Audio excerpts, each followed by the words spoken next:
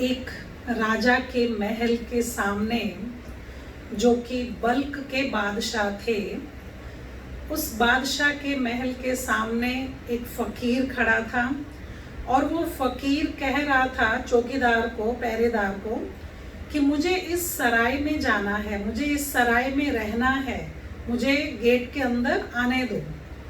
तो उसने कहा कि ये सराय नहीं है, ये साईं राजा का महल है, कहीं भी सराय में चले जाओ तुम। फिर वो बहस करने लगा कि ये सराय ही है और मुझे इसी सराय में रात को रहना है। पहरेदार हैरान हो के बोल रहा था कि तुम्हें दिखाई नहीं दे रहा है, आंखें नहीं है तुम्हारी, ये राजा का महल है, ये सराय नहीं है। वो उन दोनों की बहस हो रही थी। उधर बल्क के बादशाह तैयार हो रहे थे, वो उस राजधानी में, नगर में चक्कर लगाते थे, तो उनकी सवारी निकलने वाली थी। तो उन्हें पता चला, खबर दी दूसरे पहरेदार ने कि एक सिर फिरा सा फकीर आया है और वो ऐसी ऐसी बातें बोल रहा है, तो उस सन्यासी को समझाना मुश्किल है। तो राजा ने कहा उसे इज्जत से मेरे पास ले आओ। अब उसे बहुत रिस्पेक्टफुली लेकर आए राजा के पास। तो राजा ने उसे प्यार से समझाया कि साईं, इसे अपना ही घर समझो, आप चाहो तो यहाँ रात को रह सकते हो। फिर एक्सप्लेन करने की कोशिश की कि आप भले यहाँ रहो, लेकिन ये सराय नहीं है, ये हमारा महल है। उस फकीर ने कहा कि राजन, जब मैं यहाँ 20 वर्ष पहले आया था तब तो आप यहाँ नहीं थे। तो राजा ने कहा, हाँ, उस वक्त मेरे पिताजी राजा थे और वो बहुत भक्ति भावना वाले थे, भक्ति करते थे, तीर्थों पर चक्कर लगाते थे, कहीं गए होंगे तीर्थ यात्रा करने। तो फिर उसने कहा कि उससे भी 20 वर्ष पहले मैं अपने पिताजी के साथ आया था, तब आपके पिताजी, आपके वालिद भी नहीं थे। तो उसने कहा हो सकता है वो कहीं नहीं हो, कहीं गए हो, तो छोटे रहे होंगे, उस वक्त मेरे दादाजी राजा थे। तो उसने कहा दादाजी कहाँ है? उसने कहा वो तो नहीं है, चल बसे। अच्छा, पिताजी कहाँ है? कहते पिताजी भी नहीं है, वो भी भगवान को प्यारे हो गए।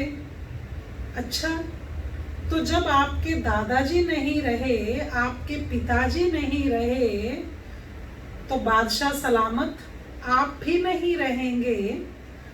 तो ये महल तो तब भी था, अब भी है, तो ये सराय नहीं हुई तो क्या हुआ? इसमें जो आया रहा चला गया और आप भी चले जाएंगे। अब ये बात उस फकीर ने, सन्यासी ने बड़े सहज भाव से कह दी, लेकिन उस राजा के दिल में लग गई ये बात कि यहाँ जो आया है चला जाएगा। पीछे से उसकी कब्रों पर जानवर दौड़ रहे होंगे, कौन किसको कितना याद रखता है। मुझसे पहले भी अनगिनत बादशाह हुए, चले गए, उनकी कब्रें खुद ही पड़ी हैं। तो ये बात उनको ऐसी लग गई कि वो सारी रात सो नहीं सके और अमृत वेले 3-4 बजे उठकर महल छोड़कर चले गए। बहुत साधना की, भगवान से बातें की, तपस्या की, अपने प्रश्नों का जवाब जानने के लिए अंतर्मुखी हो गए, एकदम शांत हो गए। वो फादर अब्राहम कहलाए। फादर अब्राहम के बाइबल में ओल्ड टेस्टामेंट मिलते हैं और उनके द्वारा फिर यहूदी धर्म की स्थापना हुई। फिर उसी में से कुछ कुछ रूप बदलता गया और फिर इस्लाम की स्थापना हुई। आज भी जो बहाई धर्म दिखाई दे रहा है, बहाईज, वो भी उसी धर्म से निकले हुए हैं, चले आ रहे हैं। लेकिन ये याद रखना आवश्यक है कि लक्ष्य हमारा अविनाशी आत्मा की उन्नति है। अविनाशी आत्मा को प्योरीफाई करना ये लक्ष्य है। शरीर और शरीर से रिलेटेड चीज़ें हम सबके सामने खत्म हो जाती है, रोज हो रही है, हम देख भी रहे हैं।